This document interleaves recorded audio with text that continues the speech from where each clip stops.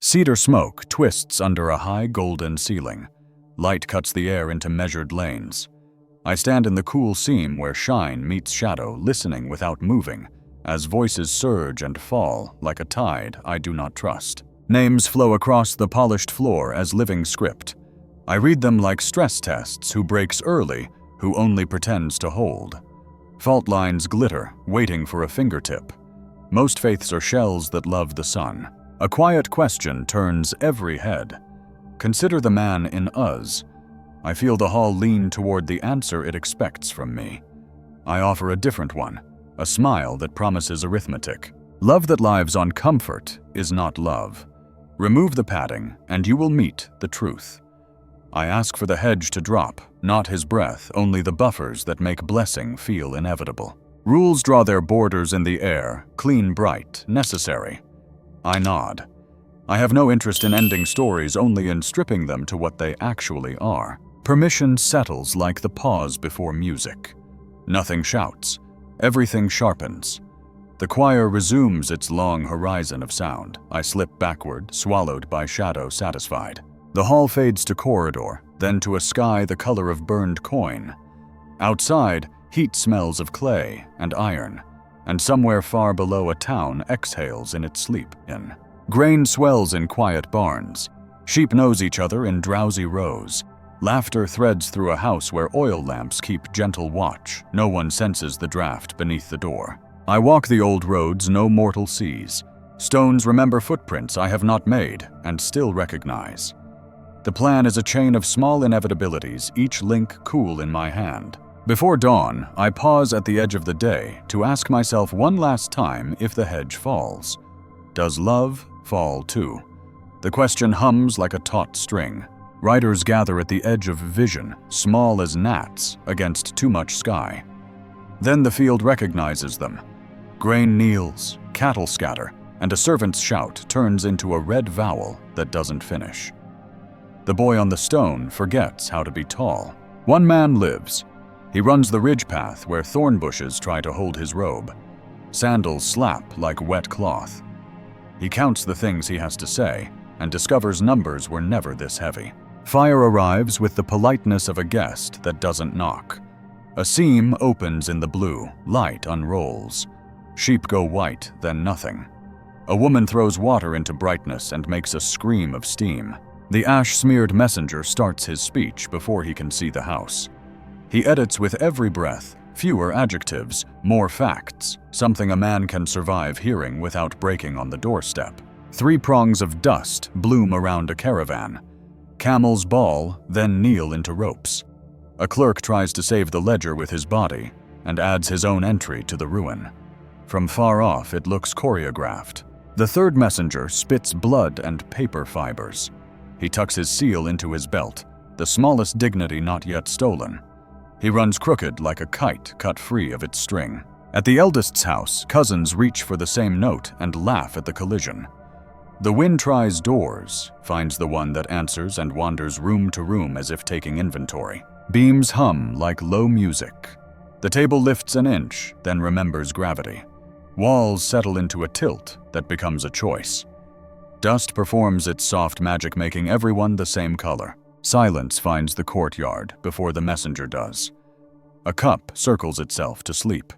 A fig thuds into dirt that will taste like grief later. Someone says a name, and nobody answers. 4 messengers meet at one man's threshold, each carrying a piece of absence.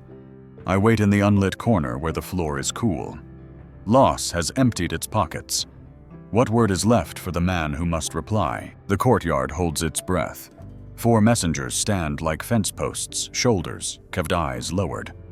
A chipped cup rests near the threshold, done with movement. I take the shadowed corner the sun forgot, measuring the quiet, to see if it contains any bargains. Job's hands hesitate at his chest, then find the robe's seam. The rip sounds like bark peeling. Threads leap and hang. He sways once, not from weakness, but from choosing like a tree, deciding which way to fall. Neighbors arrive and stop mid-step. One woman grips a water jar and does not remember why. The men stare at their sandals as if humility were suddenly heavy.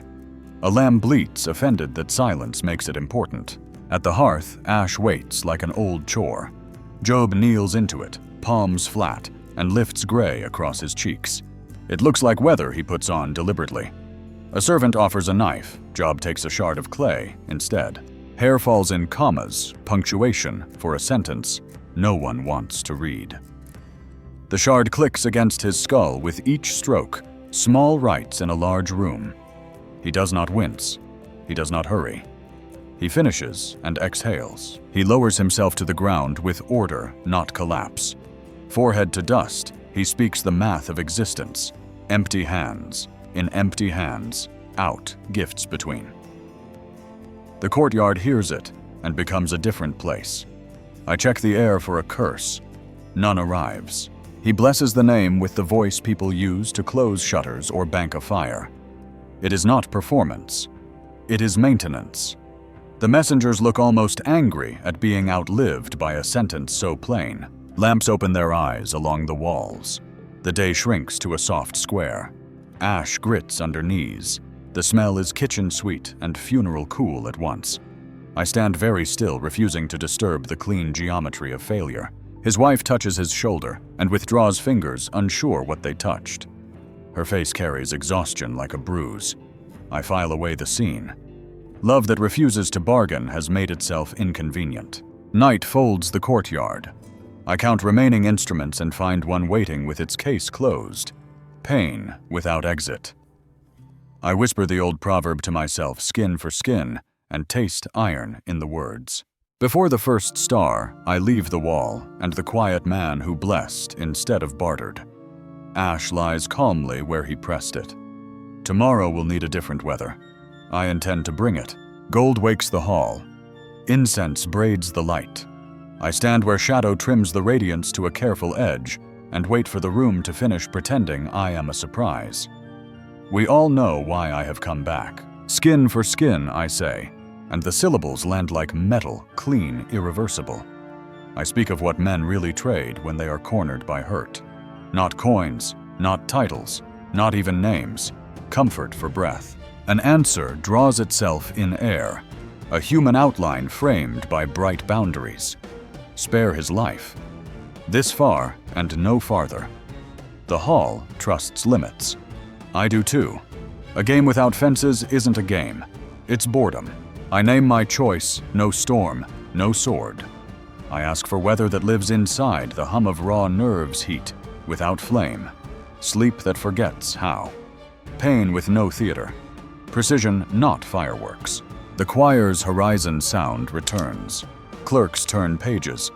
I step backward into shadow, polite as a guest leaving the front room.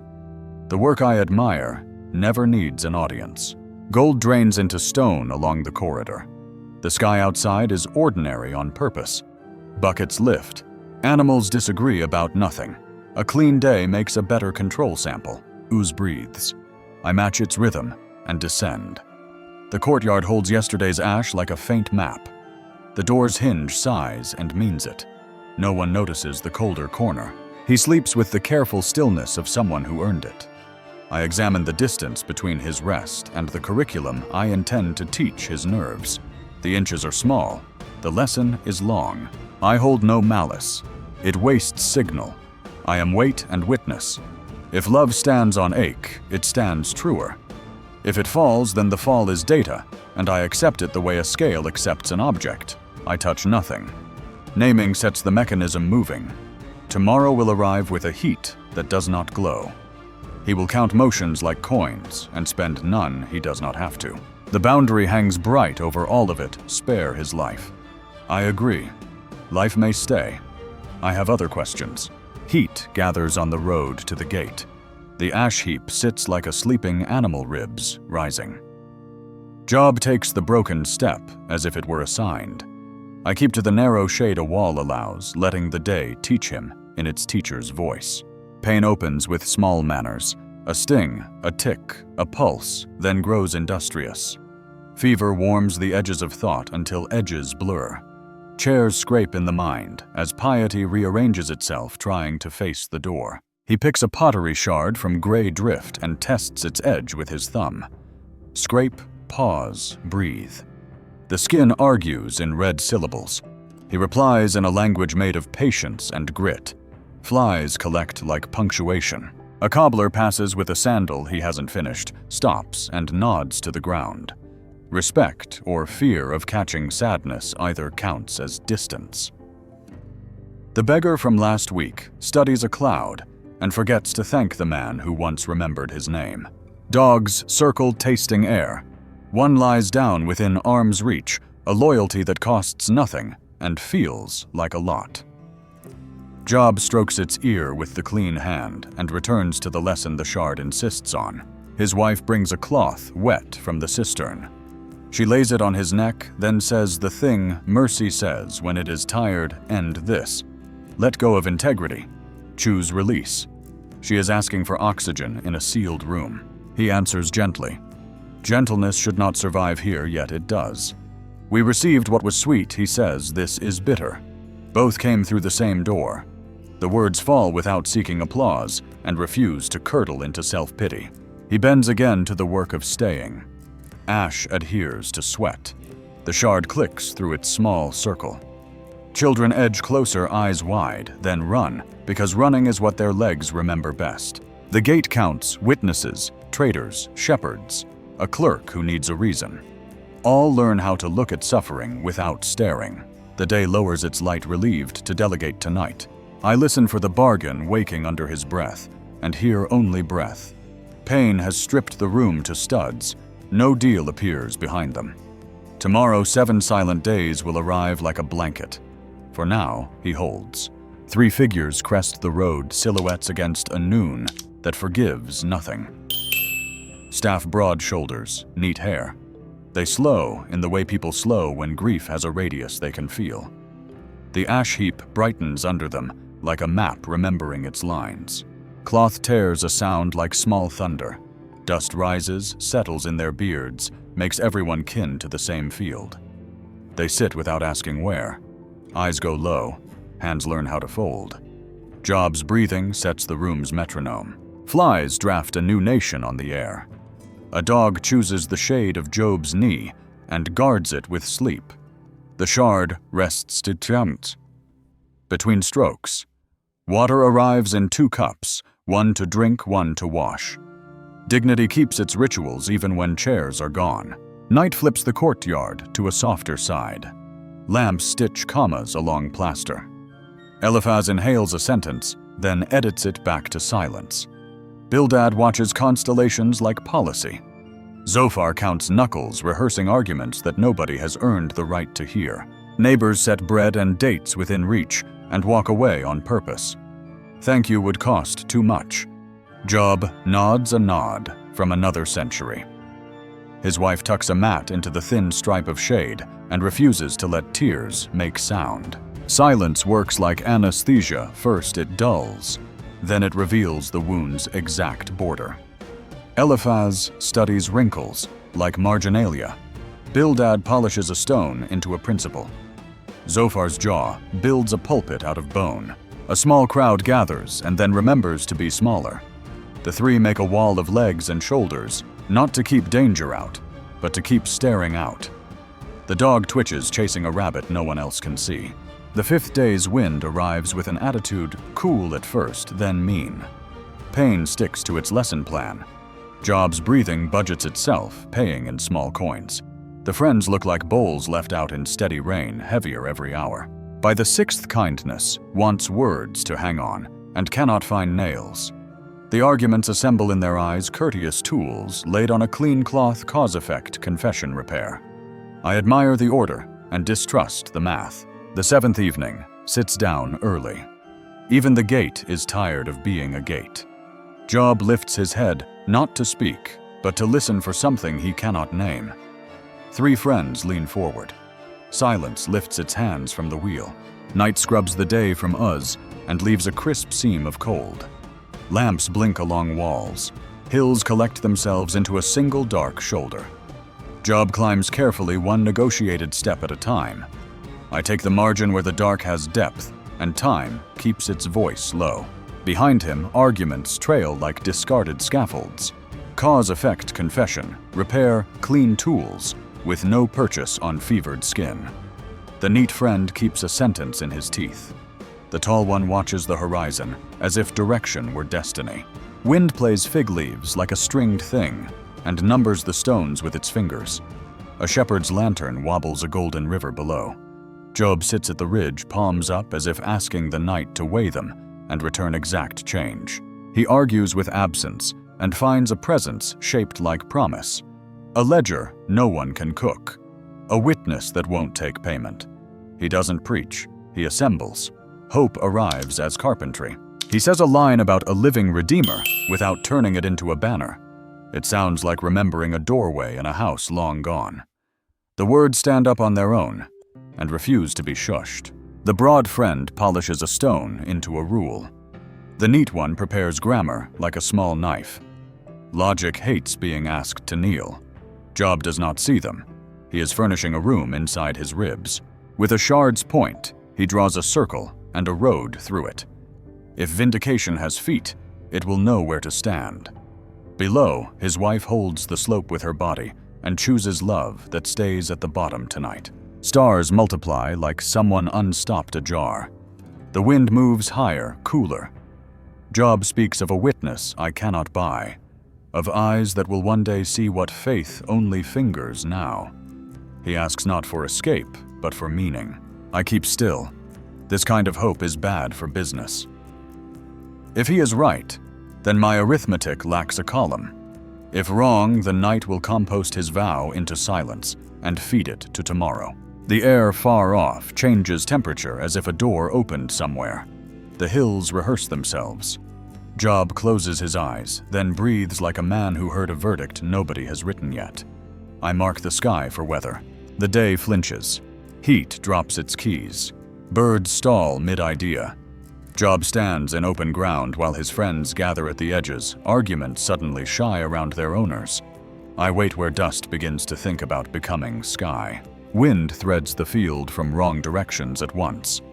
Dust tries on a spine and likes the look. The gate far off clicks, then forgets why. A fig leaf turns and keeps turning. The voice arrives without needing thunder for a body.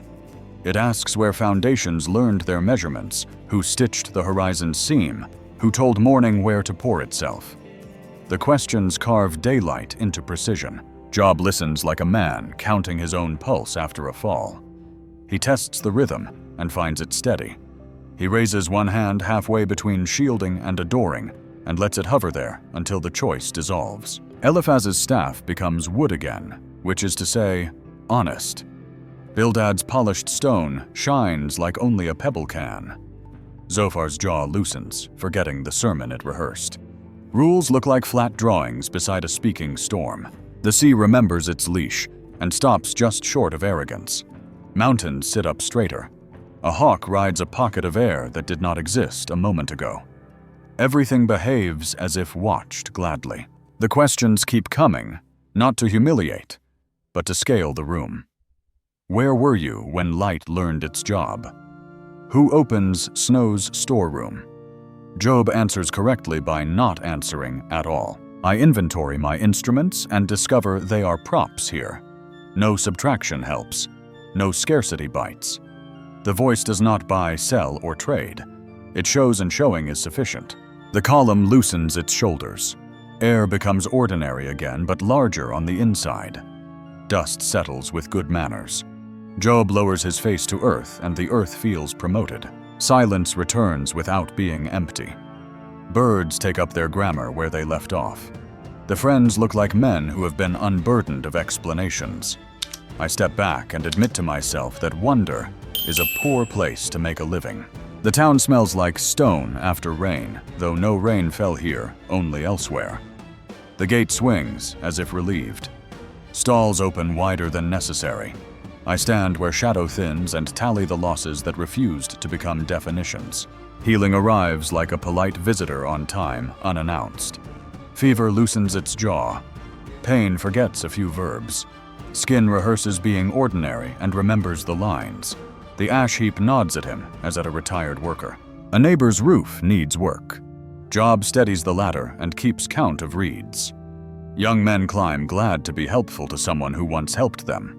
Gossip tries to arrive and fails, embarrassed by usefulness. At the market, a merchant counts badly on purpose. Job clears his throat, touches the stack, and the math straightens like a spine. A shared smile finishes the correction. The dog adopts the town as if promoted. Children invent errands that require passing his gate twice. They leave louder than they arrived, proud of laughter, as a delivery. His wife places bread to cool and lets her shoulders drop 2 notches. Tired, yes, but the kind that sleeps. He sets a table for the 3 friends and serves them with sentences that do not sting. A prayer adjusts the room like a carpenter's square. Something in the air sets, and arguments drift to the corners like old chairs. Far slopes thicken with animals. Lambs bump everything that stands still and apologize by bleating. Shepherds complain about prices they can afford to complain about. The world loves its small disagreements again. He sits beneath a fig tree whose leaves remember weather. The stars seem improperly close. He counts mercies unlisted, unmonetized, and lets scars be landmarks rather than warnings.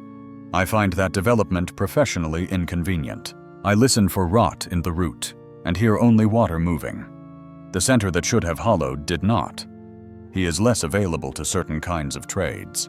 I do not admire this, but I note it. Morning will keep arriving with tasks that matter and do not perform, mending, measuring, checking, weights. These are immune to spectacle. I count them, then stop counting. The storm laundered more than air. Between fields and fences, roads forget who owns them. I walk those margins. Uz hums vendors' animals. A child scolded kindly.